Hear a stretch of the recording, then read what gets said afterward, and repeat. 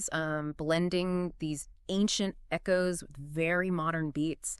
And today we're diving deep into one such incredible place, Delhi, the national capital territory of India.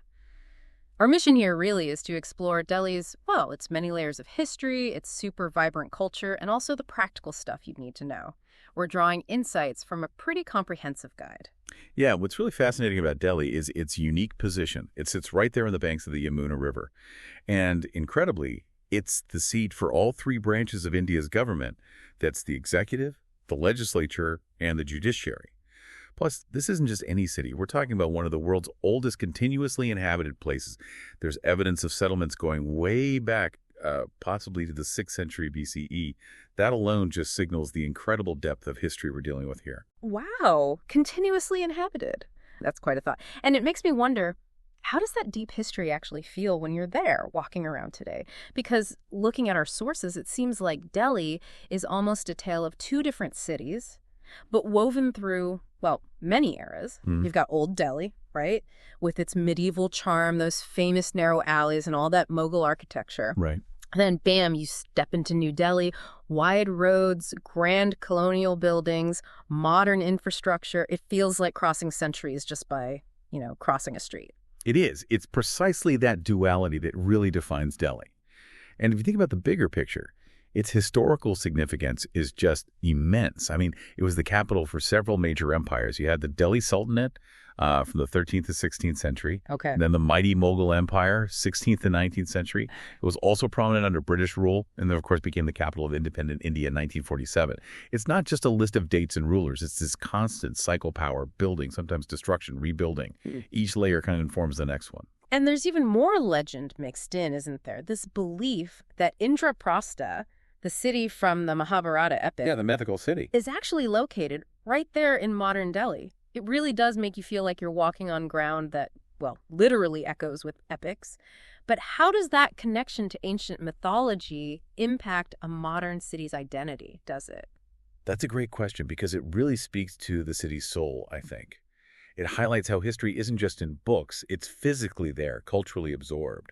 So you see, from the Delhi Sultanate, rulers like Qutbuddin Aibak, Alauddin Khilji, they shaped its early Islamic architecture, imposing stuff, declaring a new era. Right. Then the Mughals, especially Shah Jahan, they left these grand, unforgettable structures. Think Red Fort, Jama Masjid, symbols of real opulence and power. And then you can't ignore the brilliant influence. Edwin Lutyens and Herbert Baker designed New Delhi in the early 20th century, and they made a very deliberate contrast. Creating that New Delhi feel. Exactly. So the key insight isn't just that Delhi has layers, but that each empire sort of consciously built upon or transformed or sometimes even repurposed what came before. It's this continuous evolving canvas, that multi-layered history. It truly makes Delhi a living museum. A living museum. I like that. So for someone visiting wanting to experience this, where are those key landmarks, the places that really bring that history to life? What are the absolute must-sees? Okay, yeah. If you want to feel that history pulsing, there are definitely some standouts. First up, probably the Red Fort, Lal Kila in Old Delhi. Emperor Shah Jahan built it back in 1648. It's a UNESCO World Heritage Site, of course, and just a powerful symbol of India's sovereignty. And here's a fascinating detail. Every Independence Day, the Prime Minister hoists the national flag right there. It directly links Mughal power to modern India. Inside, you've got the Diwan-i-Am, the Hall of Public Audience. You could almost imagine the emperors addressing their subjects. The scale is just immense. Then you absolutely have to see the Qutub Minar in Mehrauli, built by Qutbuddin Aibak way back in 1193. It's the tallest brick minaret in the world, another UNESCO site. But the real wonder there, well, arguably, is the iron pillar within the complex. Ah, the iron pillar. The one that doesn't rust, right? Exactly. It's famously resisted rust for centuries. It's just this incredible testament to ancient Indian metalworking skills. Honestly, it's kind of mind-boggling when you stand next to it. It really is. Such a small detail in a huge complex, but it says so much. Okay, what else is essential on the list? Definitely Humayun's tomb in Nizamuddin, built by Haji Begum, who was Emperor Humayun's wife back in 1570. His big claim to fame, besides being beautiful, is that it was India's first garden tomb. The first. And here's the really interesting part. It was a direct inspiration for the Taj Mahal. You can see that stunning Persian-style architecture, the red sandstone and marble. It's where Mughal architecture really found its iconic style, you could say. Okay, so pre-Taj Mahal inspiration. Got it. And then shifting to something more modern but equally poignant, there's India Gate. It's on Rajpath in New Delhi. Built in 1931, it's a war memorial for the, I think, 70,000 Indian soldiers who died in World War I. And right nearby, you have other major sites like Rashtrapati Bhavan, the president's residence, and Parliament House. So you're really at the heart of modern India's power structure there. Right, placing you firmly in the 20th and 21st centuries. So we've covered these grand historical statements. What about places that speak more to, say, spiritual life or different architectural styles in Delhi? Excellent point. For religious architecture, Jama Masjid is a must-see. It's in Old Delhi, right near Chandni Chowk. Shah Jahan built this one, too, between 1644 and 1656. It's genuinely one of the largest mosques in India. Apparently, it can hold something like 25,000 people. 25,000. Wow. Yeah, the scale is just awe-inspiring. And the Mughal architecture, that classic red sandstone and white marble, it's just stunning. Now, shifting gears completely, there's the Lotus Temple in Nehru Place. Much more contemporary, built in 1986 by the Baha'i community. It's famous for that incredible lotus flower design, obviously, but also for its really tranquil atmosphere inside. What's special is its philosophy. It's open to all religions, a rare kind of space for universal quiet contemplation. That sounds lovely, a contrast to the bustling city. It really is. And for another kind, grand spiritual experience, though much newer, there's the Akshardham Temple near Yamuna Bank, completed in 2005 by BAPS Swaminarayan Sanstha. It's a masterpiece of intricate carving. Deities, saints, animals, plants, it's all incredibly detailed. They also have this unique boat ride that depicts Indian heritage and a musical fountain show that tells a spiritual story. It's quite the experience. Sounds like a full day in itself. It easily could be. And finally, for something completely different, quieter, more reflective, there's Rajghat. It's on the banks of the Yamuna. This is the memorial for Mahatma Gandhi, marking his cremation site. It's very serene, beautifully landscaped, with an eternal flame, a really poignant place for reflection, especially considering India's history. Okay, that's a fantastic overview of the monumental side of Delhi. But let's shift gears now away from the grand structures. Let's talk about the vibrant pulse of the city, the everyday life, the sounds, the smells, the food, the culture that really defines Delhi for so many people. If you had to pick, say, one iconic street food experience that just screams Delhi, what would it be? Oh, without a doubt, you absolutely have to experience Chandni Chowk. It's right opposite the Red Fort. Look, it's one of India's oldest, busiest markets. And yes, it's a sensory explosion, but honestly, in the best possible way. It's famous for, well, everything. Incredible street food, frantic wedding shopping, the smell of spices, colorful fabrics everywhere. Sounds intense. It is. But when you're there, you must try the jalebi. You know, those warm, syrupy, bright orange fried spirals. Pure joy. Or find Paratha Wali Gali. It's a whole lane dedicated just to stuffed flatbreads, parathas with countless fillings. It's like a little microcosm of Delhi's food scene right there. Chaotic, but delicious. I can almost taste it. Jalebi and parathas noted. Now, beyond the traditional hustle and bustle of Chandni Chowk, is there a place that shows off Delhi's more, let's say, evolving, trendy side? Absolutely. For that, you'd head to Haskaz village. It's really unique. It's basically an urban village where you've got these 13th century ruins, madrasas, tombs sitting right alongside trendy cafes, art galleries, little boutiques, designer stores. History and hipsters, side by side. Pretty much. You can wander through centuries-old ruins, then grab a fancy coffee overlooking the lake, or check out the nightlife later. It really captures that tension, or maybe harmony, between Delhi's ancient roots and its modern vibe. And for anyone wanting to dive deeper into culture, Delhi has some fantastic museums, too. The National Museum gives you this sweeping view of Indian history, artifacts from the Harappan civilization, right up to the Mughals. And Gandhi Smriti, that's the memorial at the place where Gandhi spent his last days. It offers a really intimate, quite profound look at his life and philosophy. Very moving. Sounds powerful. Okay, and what about the wider food scene beyond street snacks?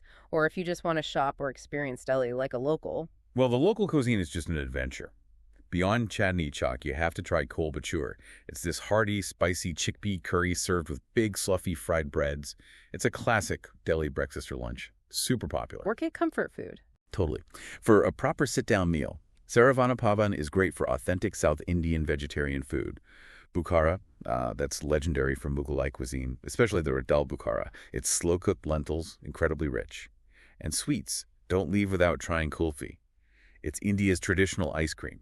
often flavored with pistachio or mango, much denser and richer than Western ice cream. So good. Kulfi, got it. And shopping, where do locals go? For bargains, especially clothes, Sarojini Nagar Market is famous. They call it throwaway prices. It's a bit chaotic, but a real treasure hunt. If you want handicrafts and a taste of different Indian states all in one place, Dilli Haat is fantastic. It's an open-air market, food stalls from different regions, crafts.